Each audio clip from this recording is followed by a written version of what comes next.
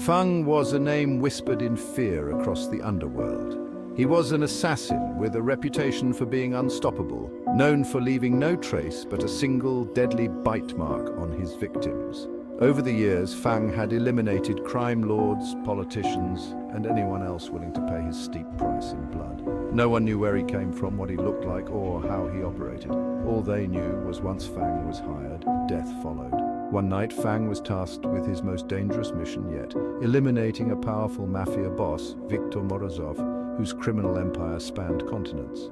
Morozov had managed to escape numerous assassination attempts, always outsmarting his rivals. But now, Fang had been hired to take him down. And when Fang accepted a job, failure was never an option. Fang infiltrated Morozov's heavily guarded mansion, moving like a shadow through the darkness. He disabled security systems and picked off guards with chilling precision. But something went wrong this time. As Fang was closing in on Morozov, a hidden trap was triggered. An explosion ripped through the hallway, sending Fang crashing into the wall, shrapnel embedding in his side. For the first time in years, Fang was wounded.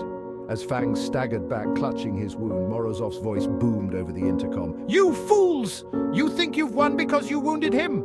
A wounded lion is far more dangerous than a healthy one. Fang will come for me. He always does."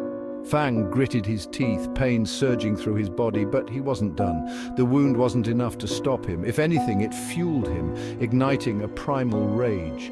Blood dripped from his side, but he kept moving, a predator driven by instinct and determination. Morozov's men frantically tried to locate Fang, but he was everywhere and nowhere at once. The wounded assassin moved through the mansion, taking out one guard after another, leaving blood and terror in his wake. The closer he got to Morozov, the more unhinged the mafia boss became. He knew Fang would come, and that knowledge drove him to paranoia. Hours passed, and the mansion was silent. Morozov sat in his panic room, his hands shaking as he clutched a gun. Sweat dripped down his face as he listened for any sign of Fang. His guards were dead, his estate torn apart, and still Fang had not shown himself. Suddenly, the lights flickered. The sound of something scraping across the floor echoed through the mansion. Morozov's breath caught in his throat. A faint, wet sound like dripping water filled the room. Then silence. The panic room door creaked open. Morozov raised his gun, but it was too late. Fang stepped through the door, blood-soaked and seething. His eyes burned with a feral intensity, his movements swift despite the pain. Morozov fired, but Fang was faster. In seconds, the gun was knocked from his hands, and he found himself staring into the eyes of the assassin. "You think you can kill me?" Fang whispered, his voice a low growl. "I'm already dead." Before Morozov could scream, Fang struck. A single deadly bite mark appeared on his neck, the signature of Fang's final kill.